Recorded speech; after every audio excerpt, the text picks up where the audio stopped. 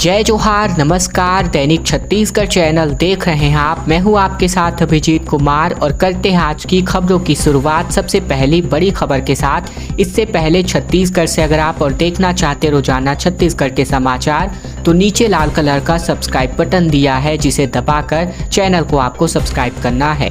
पहली बड़ी खबर, 1 घंटे की झमाझम बारिश की वजह से पूरा शहर तरबतर हो गया। शहर की मुख्य सड़कों पर 1 फीट तक पानी भर गया। रायपुर में 1 सप्ताह तक बरसात रुके रहने के बाद सिस्टम एक बार फिर से सक्रिय हुआ है और कई जिलों में मूसलाधार बारिश रायपुर सहित रिकॉर्ड की गई है। रायपुर में 1 घंटे की ही बरसात में मुख्य सड़कों पर 1 फीट तक पानी भर गया। निचली बस्तियों और गलियों में भी लोगों के घरों तक पानी घुसा हुआ है। मौसम विभाग के मुताबिक दोपहर से शाम तक कई जिलों में बरसात रिकॉर्ड की गई है। रायपुर के अलावा दुर्ग, राजनांदगांव, महासमुंद, दंतेवाड़ा समेत कई जगहों में अच्छी बरसात बताई जा रही है। रायपुर शहर में गरज चमक के साथ 1 घंटे तक तेज बरसात से जनजीवन प्रभावित हुआ है। पैदल और दोपहिया वाहनों से चल रहे लोग ओवरब्रिज के नीचे छिपने को मजबूर हो गए। जीई रोड पर शहीद स्मारक के सामने तेलीबांधा थाने के पास आरडी तिवारी स्कूल के सामने 1 फीट तक पानी भर गया। इसकी वजह से यातायात भी प्रभावित हुआ। कई निचले इलाकों में बात करें तो गलियों और घरों में पानी भरने से लोगों को दिक्कतों का सामना करना पड़ रहा है। प्रदेश में बंगाल की खाड़ी से काफी मात्रा में निम्न स्तर पर नमी आ रही है और इसकी वजह से प्रदेश में कुछ स्थानों पर हल्की से मध्यम वर्षा होने अथवा गरज चमक के साथ छींटे पड़ने की संभावना जताई गई थी। साथ ही 1-2 स्थानों पर गरज चमक के साथ वज्रपात होने की भी संभावना अभी भी बनी हुई है। केंद्रीय कार्यशाला दुर्ग का अब रिवाइवल होने वाला है, जिसकी वजह से 800 लोगों को रोजगार मिलेगा। मुख्यमंत्री के ओएसडी ने इसकी पहल कर दी है। केंद्रीय कार्यशाला के बात करें तो रिवाइवल के लिए अब प्रोजेक्ट बनाने के निर्देश कलेक्टर पुष्पेंद्र कुमार मीणा ने जारी किया है। मीणा सोमवार को वर्कशॉप के निरीक्षण करने पहुंचे। उनके साथ मुख्यमंत्री के ओएसडी मनीष बंछोर भी मौजूद रहे। कलेक्टर ने अधिकारियों से वर्तमान स्थिति की जानकारी ली। अधिकारियों ने बताया कि साल 2007 में इस यूनिट से ट्रांसमिशन और डिस्ट्रीब्यूशन दोनों की सामग्री तैयार होती थी। तब इसकी क्षमता 20,000 टन थी। 2007 के बाद डिस्ट्रीब्यूशन से संबंधित सामग्री बननी बंद हो गई और अब उत्पादन 700 से 800 टन ही रह गया है। दरअसल बात करें तो यहाँ पर जो है डिमांड की जानकारी लेने की बात और फिर प्रस्ताव देने की बात कही जा रही है। 1960 में इस यूनिट का निर्माण किया गया था और इसके लिए यह वर्कशॉप तकरीबन 98 एकड़ में बनी है। इसका निर्माण ट्रांसमिशन और डिस्ट्रीब्यूशन कार्य के लिए सामग्री बनाने के लिए किया जाता है। आदिवासी समाज का उग्र आंदोलन बीते कुछ दिनों से लगातार जारी है। आरक्षण और पेशा कानून में बदलाव को लेकर के समाज ने आक्रोश व्यक्त किया है। दरअसल छत्तीसगढ़ में आरक्षण में कटौती से नाराज आदिवासी समाज अब सड़कों पर उतर आया है। पूरे छत्तीसगढ़ में इस प्रकार का विरोध प्रदर्शन प्रत्येक जिलों से निकलकर सामने आ रहा है। आदिवासी समाज ने जिला मुख्यालय में विशाल रैली निकालकर उग्र प्रदर्शन किया। तकरीबन 5,000 से भी ज्यादा की संख्या में समाज के लोग सड़कों पर उतरे थे। मिली जानकारी के अनुसार सितंबर माह में हाई कोर्ट में 58% आरक्षण को गलत ठहराते हुए आरक्षण में कटौती की गई थी। इससे आदिवासी समाज का आरक्षण 32% से घटकर महज 20% हो गया और इसके अलावा पेशा कानून का क्रियान्वयन सही तरह से नहीं होने से केंद्र सरकार के वन संरक्षण अधिनियम में बदलाव को लेकर भी समाज के लोगों में रोष है। आदिवासी समाज ने शहर के मुख्य मार्ग में विशाल रैली निकाल करके प्रदर्शन किया। इसके बाद कलेक्ट्रेट मार्ग में ज्ञापन सौंपने पहुंचे थे। खेती किसानी का अंतर्राष्ट्रीय मेला आयोजित होगा। छत्तीसगढ़ी कृषि को आ रहे हैं लगभग 12 देशों के विज्ञानी। दरअसल बात करें तो छत्तीसगढ़ में खेती किसानी का अंतर्राष्ट्रीय मेला लगने जा रहा है। इसमें 12 देशों के कृषि विज्ञानी और कृषि उद्यमी छत्तीसगढ़ी को कृषि को देखने और अपने देशों की खेती की नई तकनीक सिखाने के लिए छत्तीसगढ़ आ रहे हैं। यही नहीं, छत्तीसगढ़ के स्थानीय किसान और युवा भी बाजार आधारित कृषि, उद्यम आधारित शिक्षा के बारे में जानकारी ले सकते हैं। ये बातें बीते दिन इंदिरा गांधी कृषि विश्वविद्यालय में आयोजित पत्रकार वार्ता को संबोधित करते हुए कुलपति डॉक्टर गिरीश चंदेल ने कही है।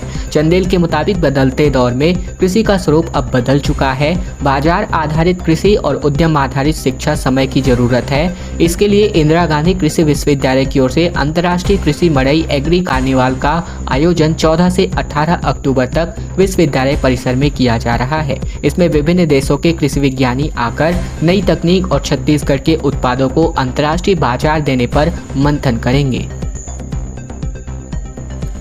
पॉलिसी लागू हो चुकी है, लेकिन अब भी ग्राहक लाभ से वंचित हैं। ई व्हीकल पॉलिसी लागू होने के बाद भी अब सभी वाहनों पर सब्सिडी जो है नहीं मिल सक रही है। सॉफ्टवेयर इसके लिए जल्द ही मिलने वाला है।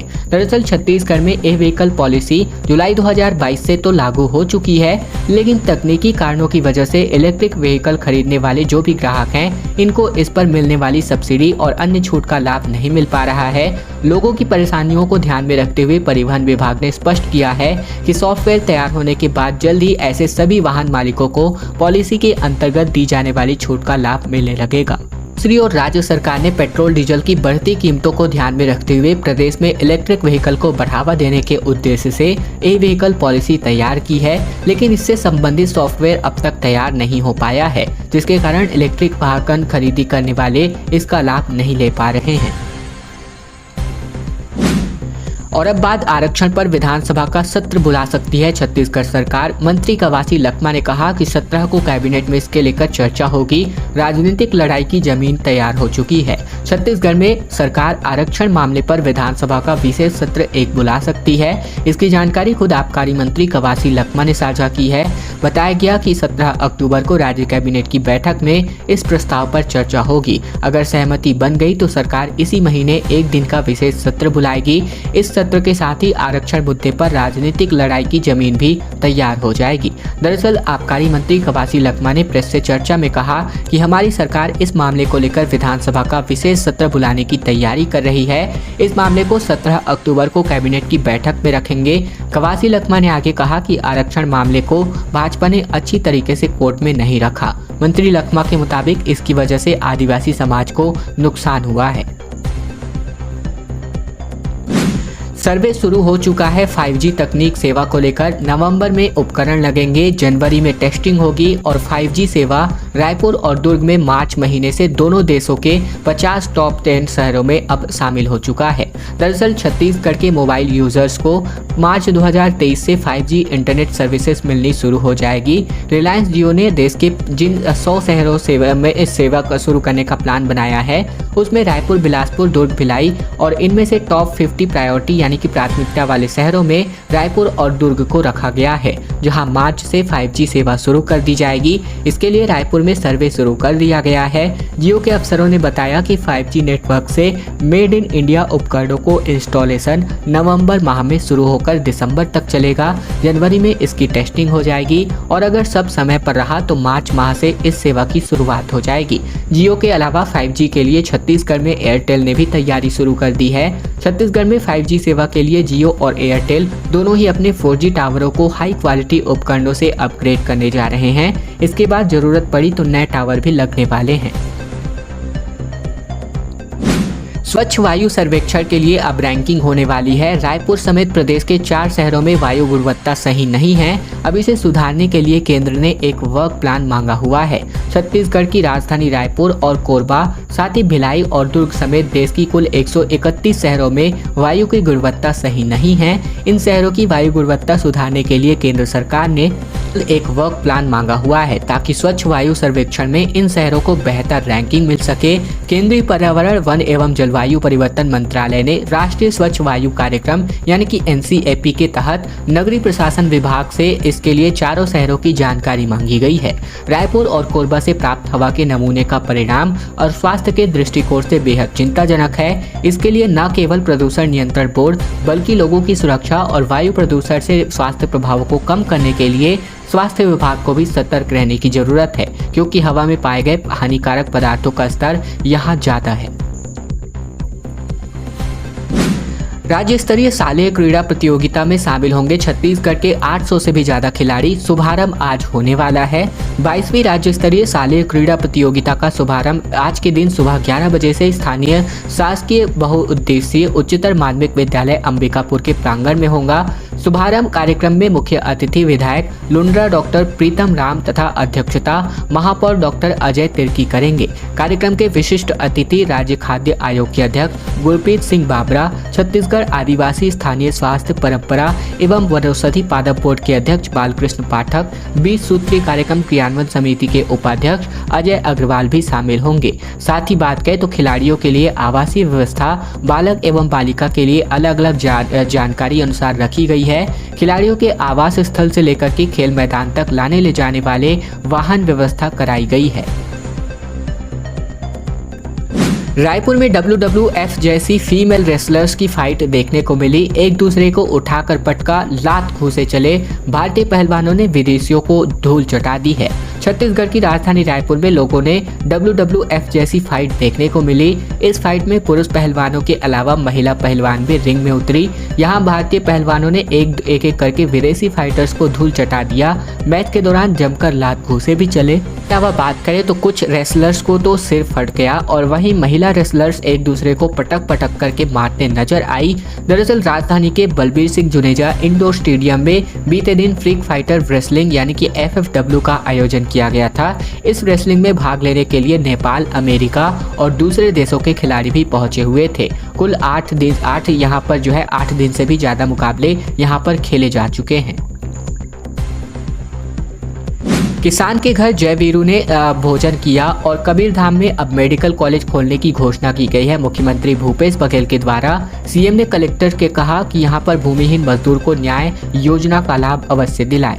मुख्यमंत्री भूपेश बघेल बीते दिन भेंट मुलाकात कार्यक्रम से एक बार फिर से कवर्धा क्षेत्र पहुंचे, जहां पर उनके साथ स्वास्थ्य मंत्री TS सिंहदेव भी पहुंचे।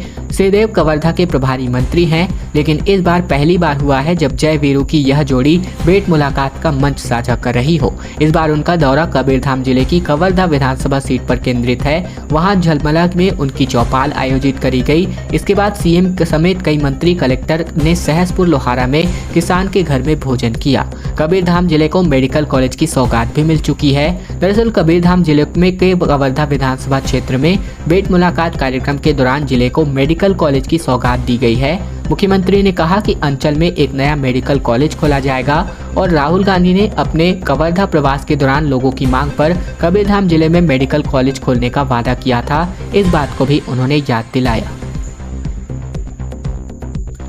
बस्तर में अज्ञात बीमारियों की वजह से लगातार मौतें हो रही है और अब दंतेवाड़ा के तुकमापाल में 2 माह के अंतर 10 ग्रामीणों की मौत हो गई है। छत्तीसगढ़ में दंतेवाड़ा जिले के कटे कल्याण में लगभग 2 महीने के अंतर्गत 10 ग्रामीणों की मौत हो चुकी है। सुकमा, बीजापुर, नारायणपुर जिले के कुछ गांवों में हुई असमयत मौतों की तरह यहाँ भी शरीर में सूजन, उल्टी, दस्त से मौतों का मामला सामने आया है। यहाँ गांव जिला मुख्यालय से लगभग 70 किलोमीटर दूर स्थित है। मौतों की सूचना मिलने पर स्वास्थ्य विभाग की टीम वहां भेजी गई है। CMHO BR पुजारी ने बताया कि तुमकपाल के सभी 6 मोहल्लों में स्वास्थ्य शिविर लगाकर सभी की जांच की जा रही है। गांव में 40 लोगों की स्वास्थ्य जांच की गई है। वहीं गंभीर रूप से बीमार 11 लोगों को सामुदायिक स्वास्थ्य केंद्र कटे कल्याण में भर्ती कराया गया है।